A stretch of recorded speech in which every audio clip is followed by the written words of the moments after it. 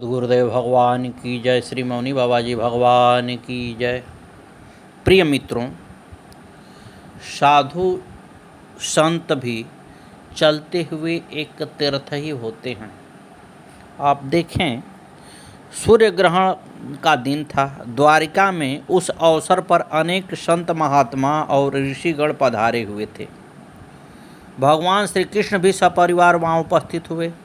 द्रौपदी, पांडव, श्री कृष्ण की पटरानियाँ, बलराम जी आदि के एक साथ उपस्थित होने का समाचार मिलते ही अनेक ऋषि मुनि उनके दर्शन के लिए पहुँचे। श्री कृष्ण बलराम ने ऋषि मुनियों को देखते ही खड़े होकर उनका स्वागत तथा झुककर उनके चरणों में सादर प्रणाम किया। भगवान की सरल हृदयता देखकर वहाँ उपस्थित एक मुनि ने कहा, भगवान, इस पावन तीर्थ में आप हम जैसे साधारण साधुगणों के चरणों में झुककर हमें पाप का भागी क्यों बना रहे हैं? श्री कृष्ण बोले, मुनिवर, केवल जलमय तीर्थ ही तीर्थ नहीं कहलाते हैं।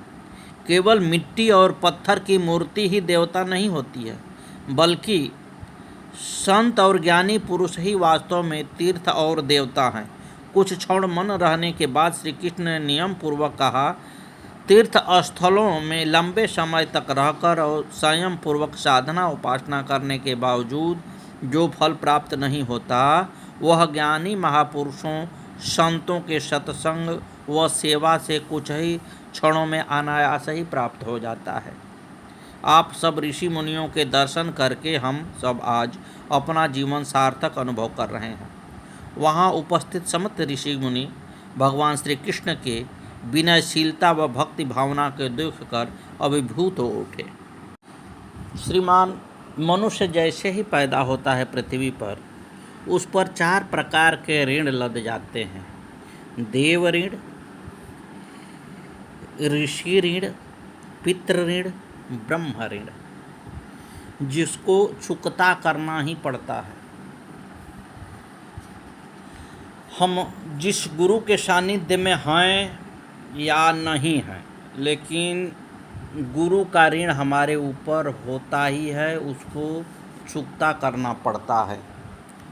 आपके अगर गुरु नहीं हैं तो आप भगवान को ही अर्पण करें, लेकिन वो देना पड़ता है।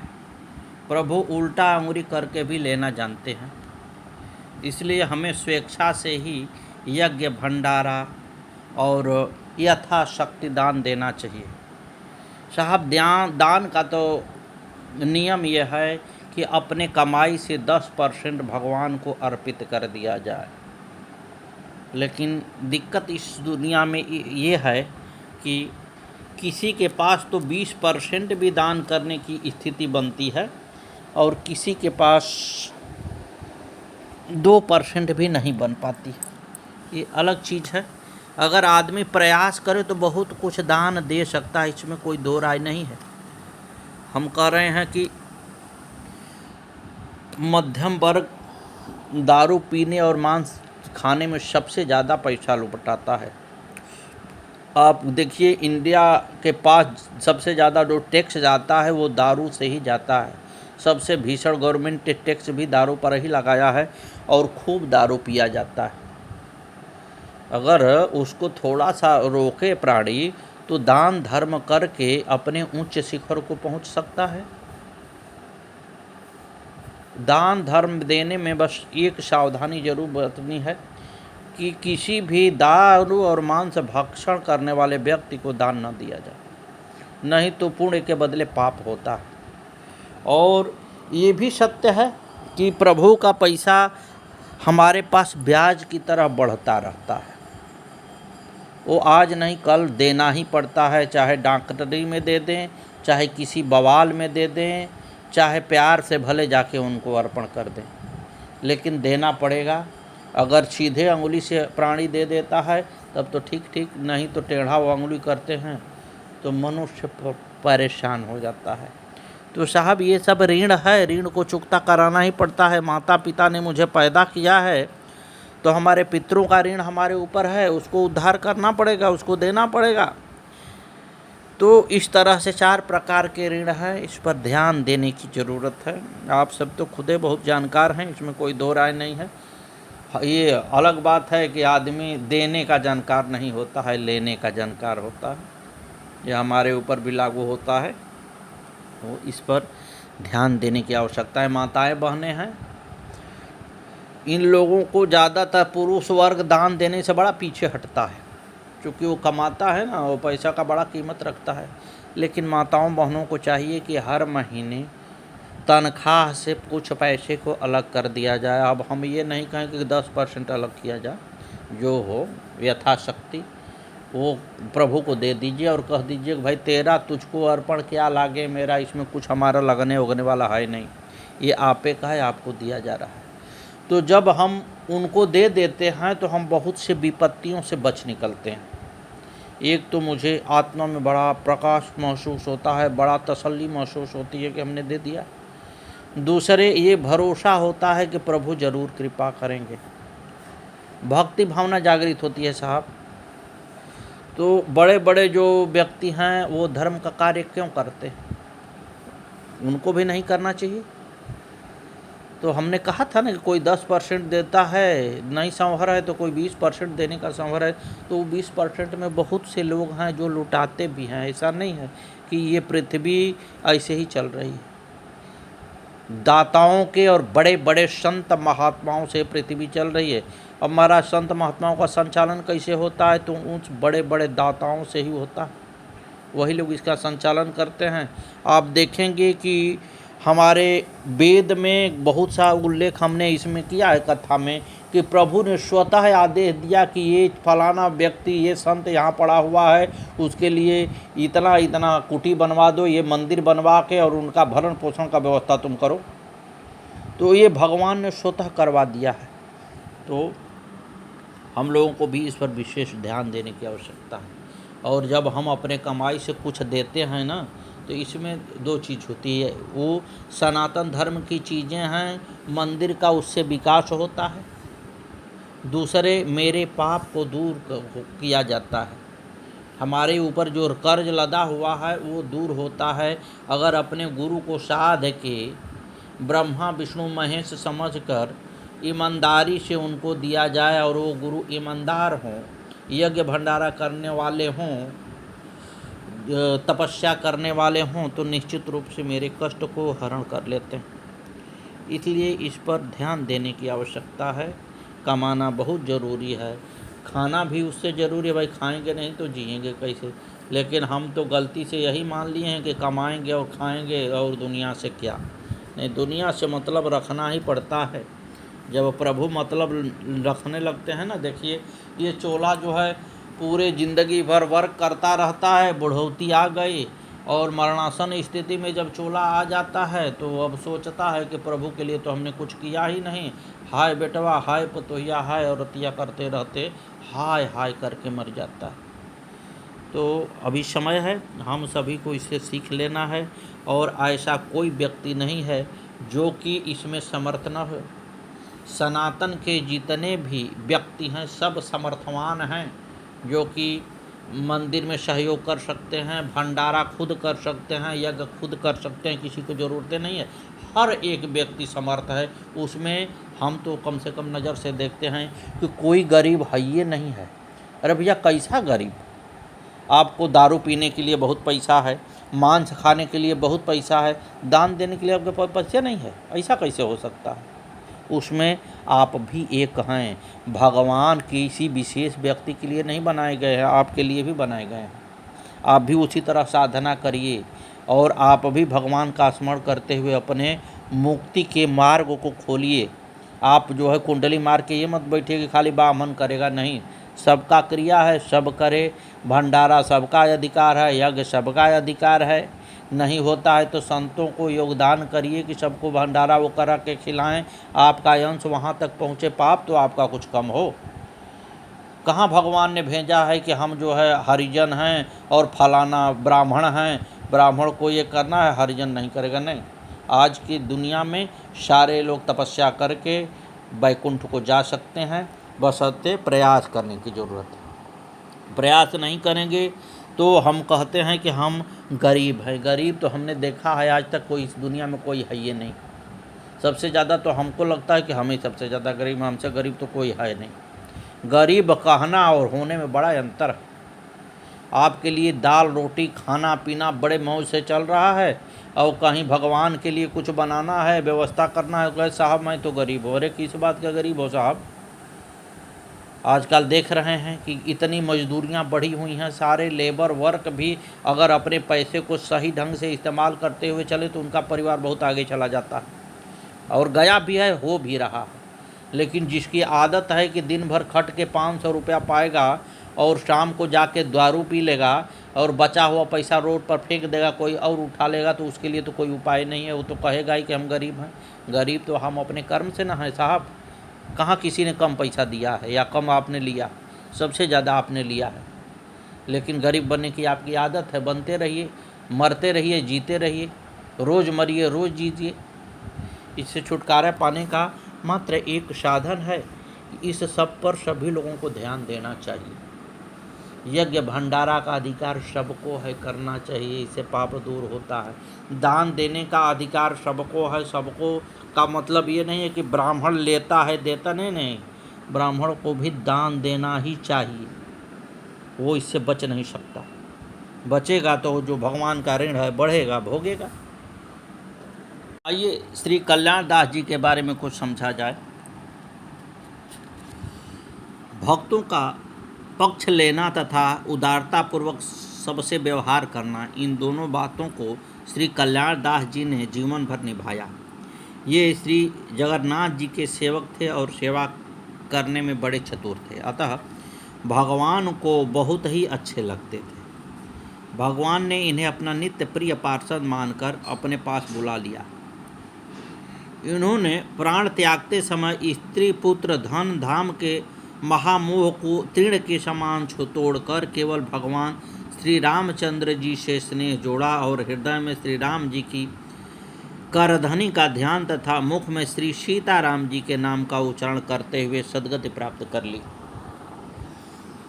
श्री कल्याण जी संत सेवी सदगृहस्थ थे। आप ब्राह्मण कुल में उत्पन्न हुए थे और राघवेंद्र सरकार आपके इष्ट थे। आपके पवित्र हृदय में श्री सीताराम जी का निवास था। संतों को आप भगवान का साक्षात प्रतिनिधि मानते थे। एक बार आपके यहाँ कन्या का विवाह था। जाति बिरादरी के साथ साथ संतों को भी आपने आमंत्रित कर रखा था। जब भोजन का समय हुआ तो आपने संतों की पंगत पहले करा दी। इससे अन्य ब्राह्मण लोग बहुत असंतुष्ट हुए और आपको बुरा भला कहने लगे। उन लोगों का कहना था कि इस साधुओं की जाति पाति का कोई पता नहीं है, आपने इन्हें कैसे पहले खिला दिया। इस पर आपने सबको समझाते हुए कहा कि संतों का अच्युत गोत्र होता है और ये विश्व का कल्याण करने वाले होते हैं। संत धरा धाम पर साक्षात भगवान श्री हरि के प्रतिनिधि हैं, अतः उनके पहले प्रसाद ग्रहण कर लेने से आप सबको असंतुष्ट नहीं होना चाहिए। इस प्रकार की इनकी संत निष्ठा देखकर अन्य ब्राह्मण भी प्रसन्न एवं संतुष्ट हो गए। आपके यहाँ संत सेवा चल रही है सुनकर और भी बहुत से अनामंत्रित संत भी आपके यहाँ पहुँच गए। यह देखकर बिरादरी के लोग कहने लगे, अभी आपके घराती और बाराती बाकी ही हैं। अगर आप इन बिना आमंत्रित संतों को भोजन करा देंगे तो उसके लिए क्या बचेगा। इस पर आपने कहा, चिंता करने की कोई बात नहीं, संतों को खिलाने से कम नहीं पड़ता, सारी पूर्ति राम जी करेंगे। यह कहकर आपने सब संतों को भोजन करा दिया। फिर जब घराती बारातियों को खिलाने की बात आई तो आपने पंगत में सबको बैठा दिया और परोसने वाले से परोसने को कहा। प्रभु कृपा से सभी ने पूर्ण तृप्ति का अनुभव किया और भोजन में किसी भी प्रकार की न्यूनता नहीं आई। संत कृपा का ऐसा चमत्कार देखकर सब लोग धन्य धन्य कह उठे। एक बार की बात है, श्री कल्याण जी अपने भाई के साथ उत्सव दर्शनार्थ श्रीधाम वृंदावन जा रहे थे। मार्ग में आपने देखा कि एक दुष्ट धनी सरावगी एक दिन वैष्णव को कुछ पैसे के लिए डांट फटकार रहा है, दुख देता रहता है। यह देखकर आपको बहुत दुख हुआ। आपने न केवल उस वैष्णव महाभाग का सारा कर्जा उतार कर उस दुष्ट सारावगी से मुक्ति दिला दी, बल्कि उन्हें पर्याप्त धन धान्य देकर शुभ की भी कर दिया। ऐसे उदारमान थे श्री कल्याण जी। श्री संत दास जी तथा श्री माधव दास जी के बारे में समझें।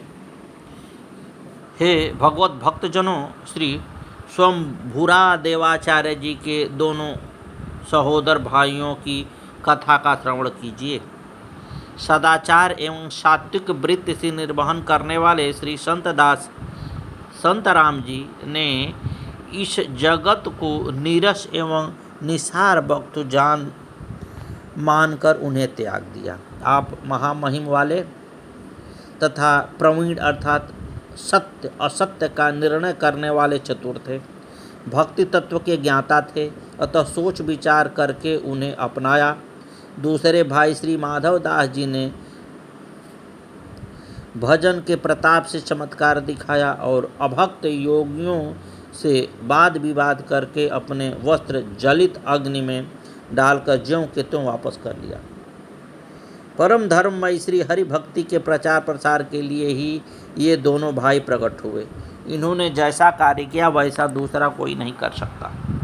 श्री माधव दास जी और श्री संत दास जी दोनों सगे भाई थे।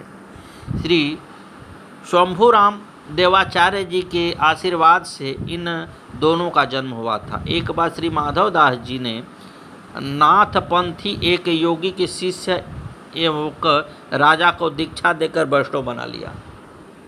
इससे वह कनफटा योगी बहुत नाराज हुआ और बोला कि तुमने ऐसा क्यों किया। आपने कहा, ब्रह्मा शिव और इंद्र आदि से पूजित होने के कारण विष्णु भगवान श्रेष्ठ हैं।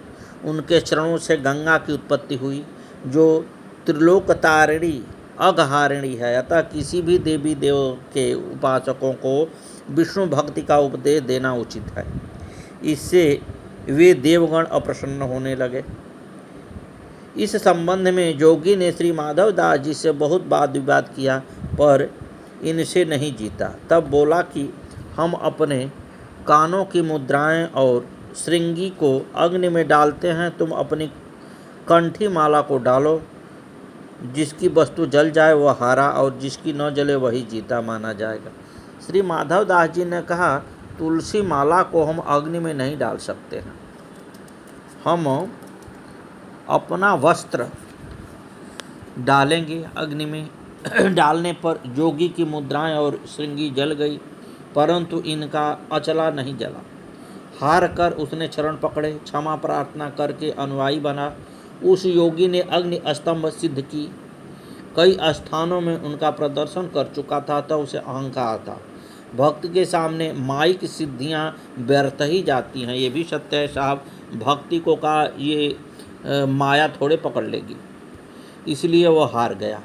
उन दिनों हरियाणा में नाथों का प्रभाव था, वे वैष्णव संतों को टिकने नहीं देते थे।